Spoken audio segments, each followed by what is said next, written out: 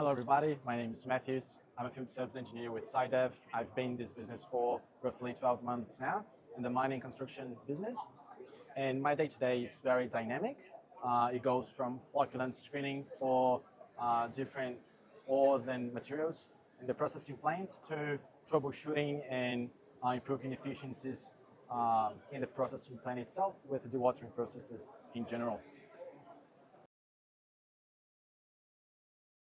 I think what motivates me to go the extra mile is the feeling of overcoming a pressing problem and seeing that everybody goes from that anxiety state to a better feeling and everybody works together to solve a problem.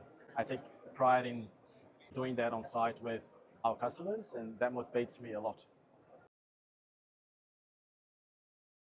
So I believe that what set us apart from our competitors is the service component of the business. We're always present on site, understanding those specific problems to those mine sites and processing plants.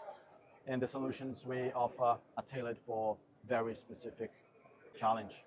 And the drive for innovation we have, we always try to design new products that are suitable for those operations as well.